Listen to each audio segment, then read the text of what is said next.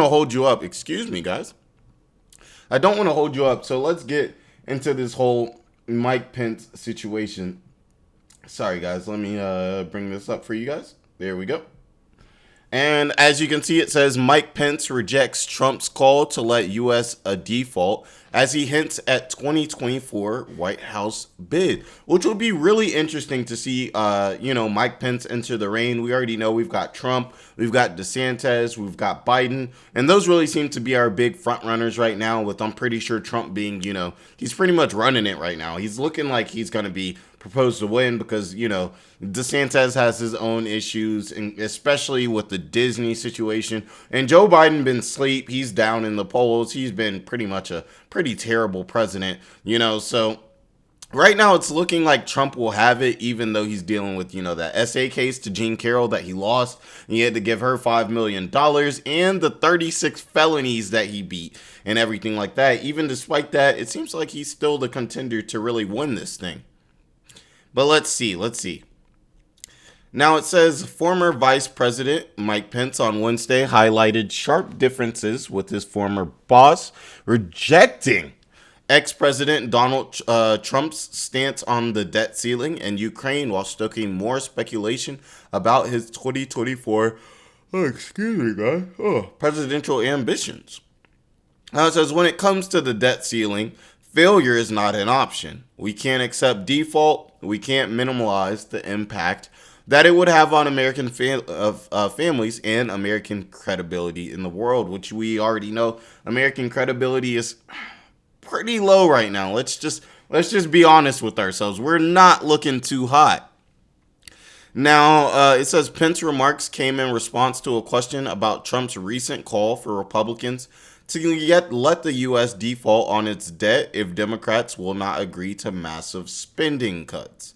Basically defaulting on the debt, kind of like forgiving it in a way, and everything like that. Now it says the White House and congressional leaders are in deep negotiations to prevent a default by early June, which is when the government could run out of money to pay its bills, which is very bad, very embarrassing, and everything like that for sure.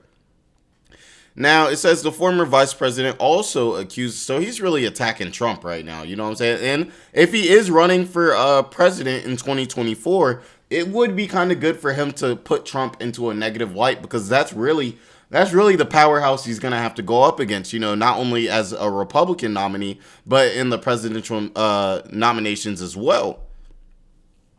Now, he accused Trump and President Joe Biden of holding identical spending-heavy fiscal policy views, as he called to make permanent the Trump-Pence tax cuts of 2017.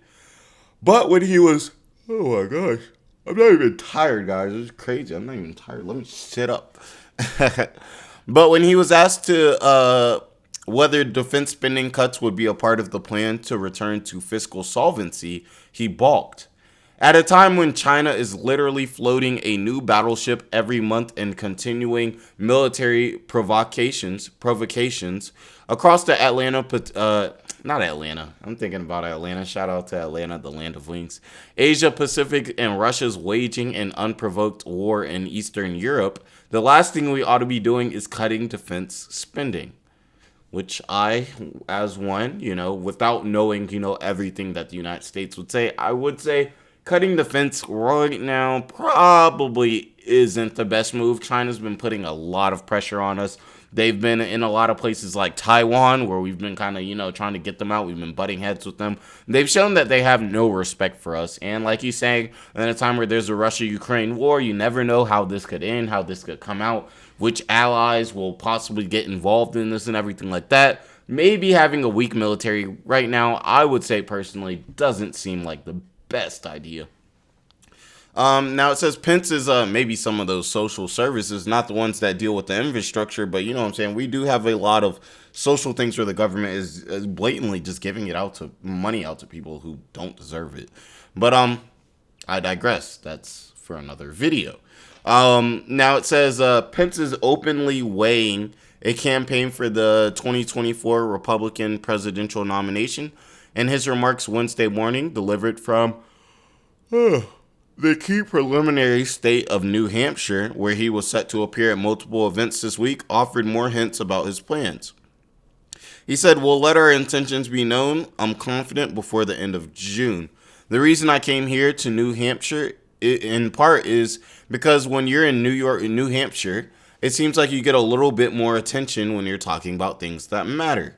Trump is currently the clear polling favorite in the Republican primary field, even when including figures like him and, of course, DeSantis, who they had to speak about in this conversation, who's expected to mount a competitive presidential bid in coming weeks. We just had a video a few days ago about how he's kind of gearing up for presidency. Now, it says Pence reaffirmed his view that there will be better choices than Trump for president in 2024 before rattling off a number of his policy disagreements with the forerunner. He said, "The former president and I have a difference in terms of American leadership in the world. I think that we need to lean in and support the Ukrainian military and repel the Russian invasion." And as you know, Putin and Trump, they're like best friends. Like, I'm sure they, go out and have a beer and some wings on Saturdays. They go to their local Hooters. You know what I'm saying? Trump's got his Make America Greater hat on, and, Putin's got some type of, red hat, and everything like that. I could definitely picture that. I could, and everything like that. They're like best friends. They're like best friends. They're best homies. It's kind of cute. It's kind of cute in a strange way. Now, it says Trump has called for an immediate end to the conflict in Ukraine, which began when Vladimir Putin ordered an invasion into the neighboring nation. Trump, who in the past has praised Putin, has offered few details about how that peace could be achieved. Now, CNN Town Hall, which we know he did that, a lot of people were really mad about Trump going to, not about Trump, but, well, yes, about Trump, but about CNN giving him a platform to speak, which I thought was crazy because it's like he's a contender for the main contender for the Republican, candidacy. Now, Trump would not say which nation he thought should win the war and refused to say if he thought Putin was a war criminal. Pence said that backing Ukraine also sends a decisive message to China with their military provocations. On foreign policy and domestic issues, the U.S. has got to demand leadership that will stand firm and achieve these things, Pence said, before touting his lengthy record in politics. I know that it can get done. So, guys, I want to know what you guys think about this. Obviously, he's cutting himself off from Trump. He doesn't want anything to do with, the idea of Trump. And he's really trying to make that separation in people's heads. Maybe this could be for a White House bid. Maybe not. I think it would be really interesting and really would, throw some fire on the mix or throw some heat on the fire or whatever that quote is, if Pence was really to get into here. And I think he's saying a lot of good things about, the war and how we should have a stronger military, because right now is kind of the time for us to definitely have a stronger military and everything like that. So let me know what you guys think. Like, if Mike Pence was to run, would you guys support Pence over Trump?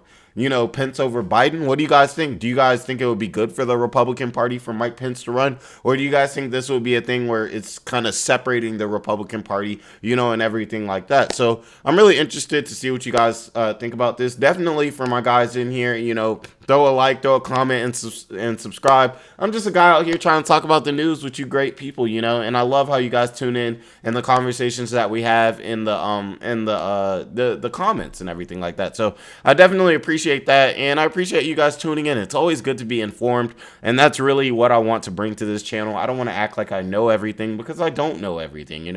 I just want to look at the news and read it just as anyone would, when they're checking on their daily news, and have a good medium for everybody to come and have some good civil discourse. Because, hey guys, that's what our Fourth Amendment is for, right?